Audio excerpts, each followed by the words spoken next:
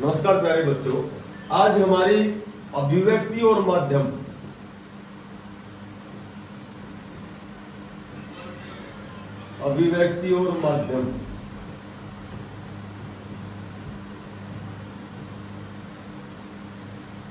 की क्लास रहेगी।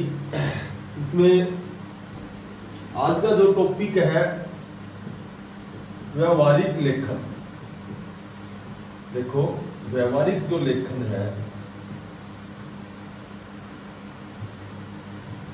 जो हम व्यवहारिक रूप से जो लेखन करते हैं, व्यवहारिक लेखन होता है। इसमें सबसे पहला जो विषय है प्रतिवेदन, उसके बाद है प्रेस विज्ञप्ति, उसके बाद है परिपत्र, और परिपत्र के बाद आता है कार्यसूची, और फिर उसके बाद आता है कार्यवक्त। ये 5 विषय हैं। सबसे पहले प्रतिवेदन, प्रेस विज्ञप्ति, परिपत्र, कार्यसूची और कार्यवक्त। प्रतिवेदन होता है रिपोर्ट, जब हम किसी चीज की रिपोर्ट लिखाते हैं। और प्रेस जो विज्ञप्ति होती है, इसको बोलते हैं प्रेस रिलाइज। और परिपत्र होता है सर्कुलर,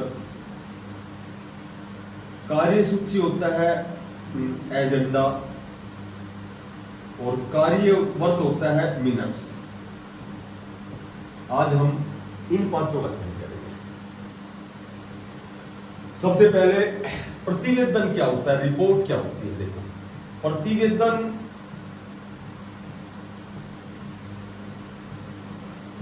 किसी भी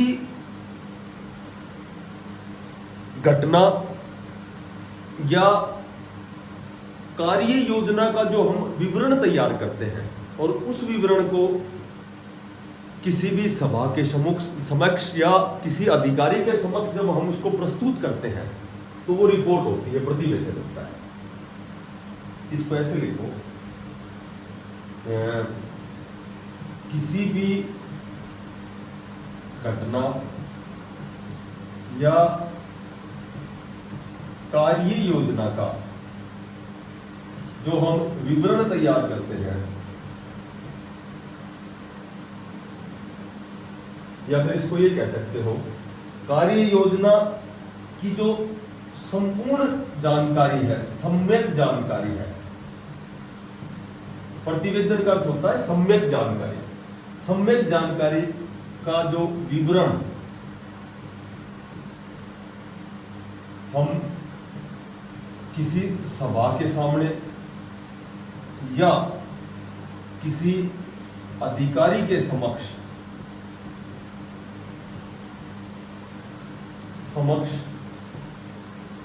प्रस्तुत करते हैं,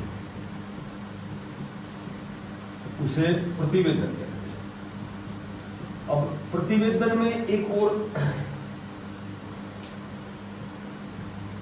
क्वेश्चन कई बार एग्जाम में आता है कि जो प्रतिवेदन है, रिपोर्ट है, प्रतिवेदन की विशेषताएं कौन कौन सी होती है। तो प्रतिवेदन की विशेषताएं देखो, सबसे पहले तो प्रतिवेदन तथ्यात्मक होना चाहिए, उसमें तथ्यात्मकता होनी चाहिए, फिर उसमें स्पष्टता होनी चाहिए, ठीक है, फिर उसमें वस्तुनिष्ठता होनी चाहिए, उसके बाद उसमें प्रमाणिकता होनी चाहिए।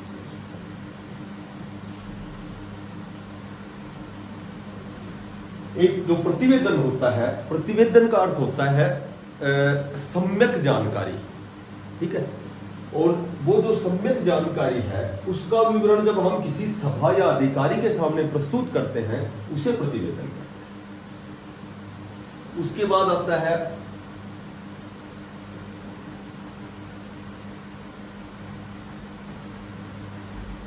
प्रेस विज्ञप्ति। देखो, प्रेस विज्ञप्ति क्या होती है?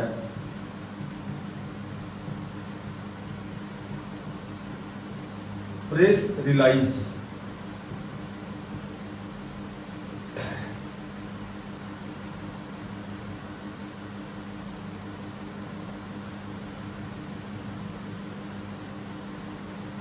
जब कोई संस्था है या फिर सरकार द्वारा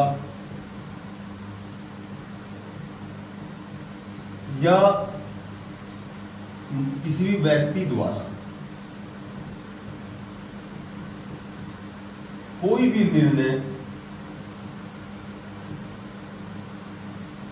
कोई भी जानकारी है या कोई भी निर्णय है, यदि या फिर कह सकते हैं निर्णय जन साधारण तक पहुंचाया जाता है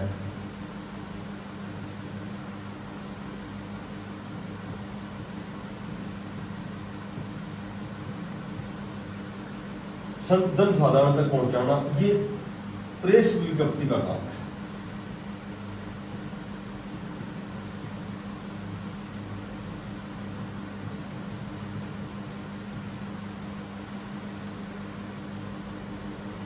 ठीक है, उसके बाद आता है परिपत्र।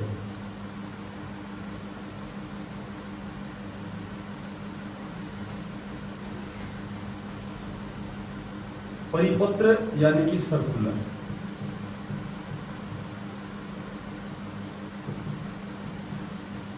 सर्कुलर क्या होता है?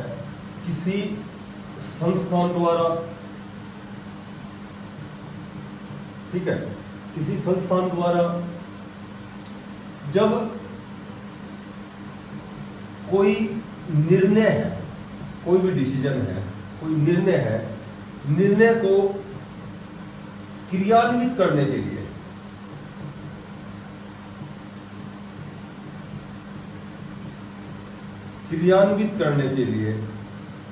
परिपत्र जारी किया जाता है।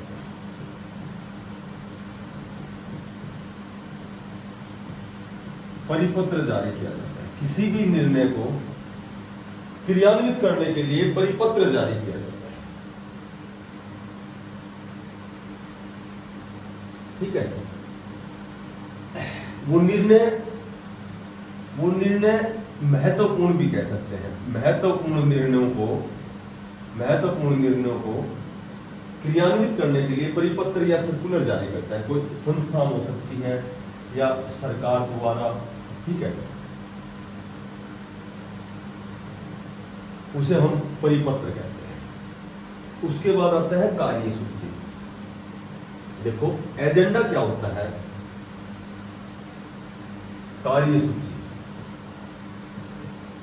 कार्यसूची एजेंडा। एजेंडा क्या होता है कि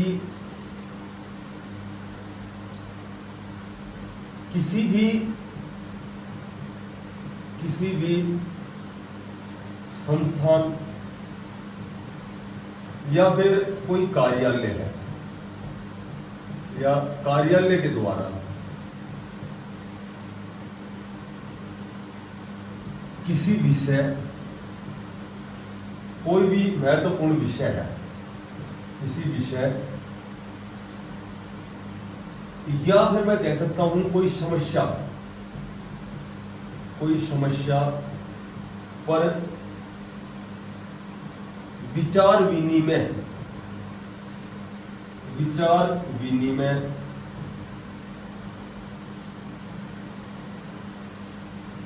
के बाद किसी भी निर्णयों के लिए, निर्णय कह सकते हो, निर्णयों के लिए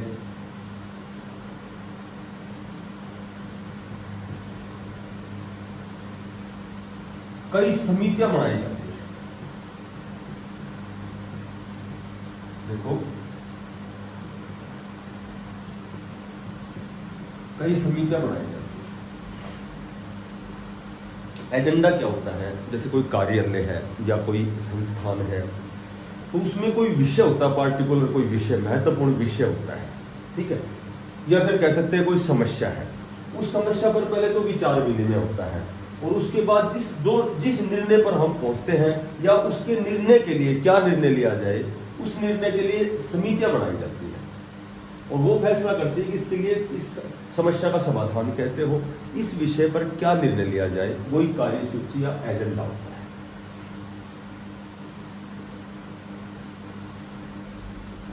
उसके बाद होता है कार्यवर्त। कार्यवर्त होता है मिनट्स। देखो कार्यवर्त क्या होता है कि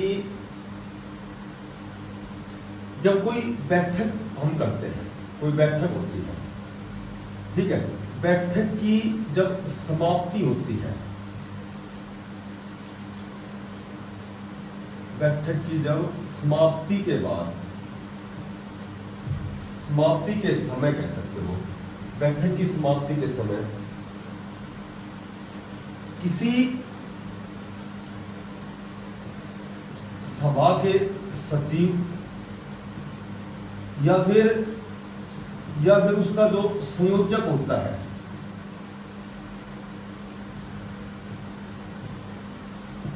जो उसका संयोजक होता है, वह क्या करता है कि उस बैठक की जो कार्यवाही का जो कार्य होता है और उसका क्या निर्णय हुआ है,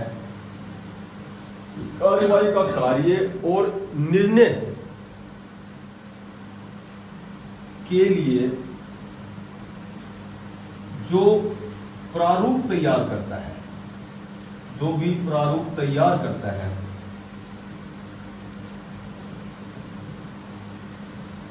उसे कार्यवर्त कहते हैं, उसे मिनट्स या कार्यवर्त। तो हमारी अभिव्यक्ति और माध्यम 11वीं और 12वीं में एक तो अंतराल, एक अंतरा, गद्य और पद, और एक तीसरी किताब है अभिव्यक्ति और माध्यम। इसका पहला जो टॉपिक है व्यवहारिक लेखन है, ठीक है। तो इसमें ये 5 चीजें हैं, 5 विषय हैं: प्रतिवेदन, प्रेस विज्ञप्ति, परिपत्र, कार्यसूची और कार्य। बड़ी इंपॉर्टेंट है ये 5 टॉपिक। इनका गहराई से अध्ययन करेंगे और इसको नोट करेंगे। थैंक्स।